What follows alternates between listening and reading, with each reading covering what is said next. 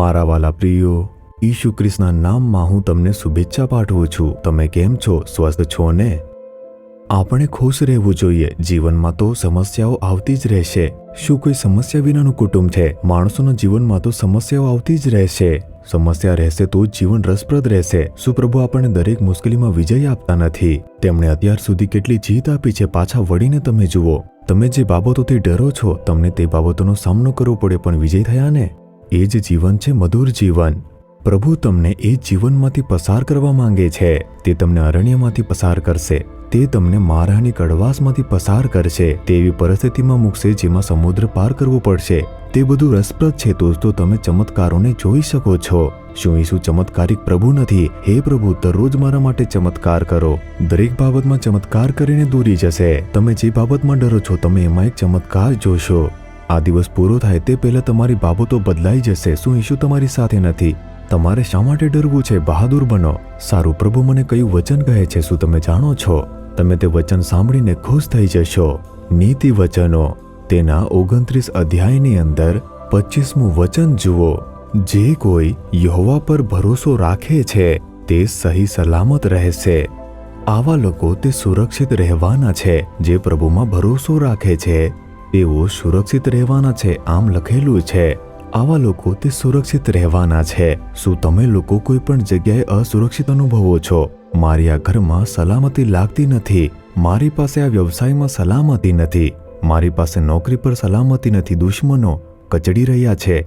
ઈર્ષાળુ લોકો તે વધી રહ્યા છે. જે લોકો મારી વિરુદ્ધ દુષ્ટતા કરે છે તેઓ કુશળ કામ કરે છે. તેઓ મારી વિરુદ્ધ યોજના ઘડી રહ્યા છે. તેઓ બડબડાટ કરે છે અને મને જોઈને તે મૌન થઈ જાય છે. તમારી વિરુદ્ધ તે કંઈ કરી નાખશે એવો ડર લાગે છે. પ્રભુમાં ભરોસો રાખો. તે તમને સુરક્ષિત રાખવાના છે. તે જ તમારી એકમાત્ર આશા છે. એક, તમે પોતાની જાત પર વિશ્વાસ કરી શકો. કેટલાક લોકો તે આત્મવિશ્વાસ તેના વિશે વાત કરે છે. કેટલાક લોકો કહે છે ને, સેલ્ફ કોન્ફિડન્સ. આપણને તેની જરૂર છે. આપણામાં આત્મવિશ્વાસ હોવો તે જરૂરી છે. પણ વિશ્વાસ, પોતા પર વિશ્વાસ ન રાખો. મારી પાસે ડાપણ છે, મારી પાસે સામર્થ્ય છે, મારી પાસે કૌશલ્ય છે, હું તેને પરિપૂર્ણ કરી શકું છું, હું તેને કરી શકું છું. અને આવી રીતે તમે પોતા પર નિર્ભર રહો છો. તે આત્મવિશ્વાસ છે. શું દરેક તેના કારણે સફળ થઈ શકે છે? ક્યારેક તે આપણને યોગ્ય લાગશે, પરંતુ તે નિરાશામાં સમાપ્ત થઈ જશે.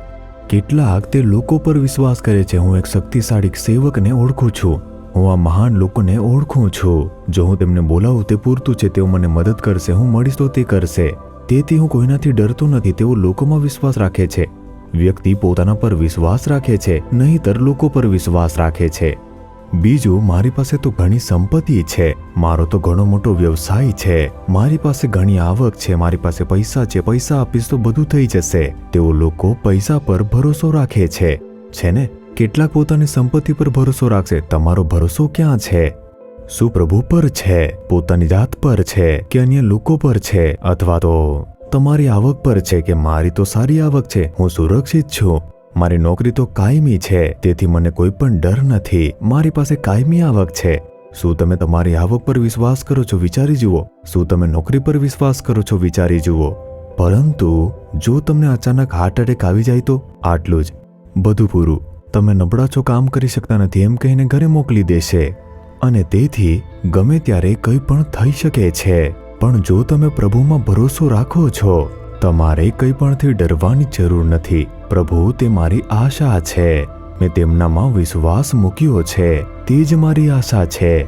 આટલું જ. તમે શેમાં વિશ્વાસ કરો છો? પ્રભુ. શું તે તમારા માટે ત્યાં છે? તે જ મારી આશા છે.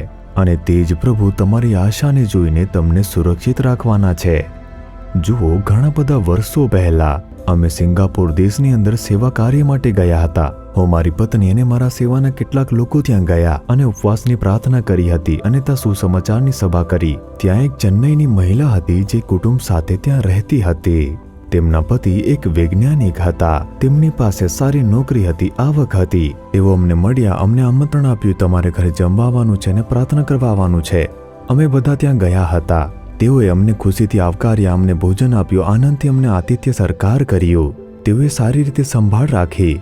તે સમયે મેં તેણીને પૂછ્યું, તમારા પતિની નોકરી કેવી છે? તેમના બાળકો પણ હતા. તમારા પતિની નોકરી કેવી છે? મેં જ્યારે પૂછ્યું, તેણીએ કહ્યું, નોકરી ગુમાવી દીધી છે, હવે નોકરી નથી. મેં તેમને પૂછ્યું, તમે શું કહી રહ્યા છો? હા, તેમની પાસે નોકરી નથી. તેણીએ એમ કહ્યું, કેટલો સમય થયો? 4-5 મહિનાથી નોકરી નથી.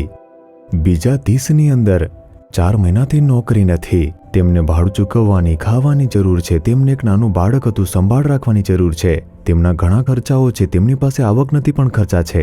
તમે ઠીક તો છો ને? જ્યારે મેં તેણીને એમ પૂછ્યું, હું તો ખૂબ જ ખુશ છું, ખૂબ જ હેપી છું, તેણીએ એવી રીતે કહ્યું.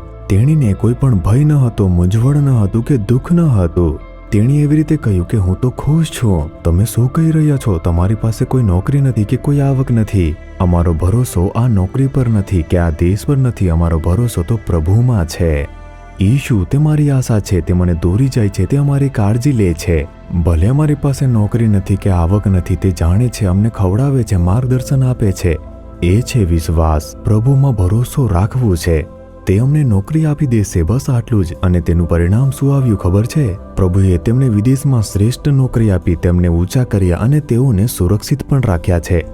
જોયું, આજે તેમની પાસે એક સારી નોકરી છે અને સલામતી પણ છે. પ્રભુએ તેઓને આશીર્વાદ આપ્યા છે. તેઓને કોઈ પણ અભાવ વિના બીજા દેશમાં ઉન્નત કર્યા છે. શેના કારણે? પ્રભુમાં વિશ્વાસ રાખ્યો. વિચારી જુઓ, તમારો ભરોસો શેનામાં છે? શું તે લોકો ઉપર છે? શું તે સંપત્તિ ઉપર છે? શું પોતાની શક્તિ પર છે? તમારો વિશ્વાસ ક્યાં છે? એ બધું તમને છેતરશે, પરંતુ જો વિશ્વાસ પ્રભુમાં હોય તો તમે કદી નિરાશ થશો નહીં. તે તમને હંમેશા સુરક્ષિત રાખશે અને તમને આશીર્વાદ આપશે. તેથી પ્રભુને જોઈને તમે કહો કે હે પ્રભુ, મેં ઘણી બધી ખોટી બાબતોમાં ભરોસો મૂક્યો છે. પ્રભુ, એક બાજુ તો પ્રાર્થના કરું છું પણ મારો ભરોસો બીજામાં છે. પરંતુ હું આજે શીખ્યો છું કે તમે જ મારી આશા છો. હું તમારામાં વિશ્વાસ રાખીશ. પ્રભુ, તમે મારા માટે બધું જ કરશો. તમે અમારી જરૂરિયાતોને પૂરી કરશો. હું વિશ્વાસ કરું છું તમે મારા માટે એક ચમત્કાર કરશો. હે પ્રભુ, મારો ખોટા વિશ્વાસ માટે તમે મને માફ કરો. પ્રભુ, મેં મારો ભરોસો ખોટી જગ્યાએ મૂક્યો, મને છેતરવામાં આવ્યો, હું નિષ્ફળ ગયો છું. હું આજે તમારા પર વિશ્વાસ મૂકું છું. તમે જ મારી આશા છો. તમે મને દોરી જાઓ, તમે મારું ધ્યાન રાખો, મારી સંભાળ રાખો. તમે મારી બધી જરૂરિયાત પૂરી કરો. હું વિશ્વાસ કરું છું, મારું જીવન તમારા હાથમાં સોંપું છું. ઈશુના નામમાં. Amen, amen.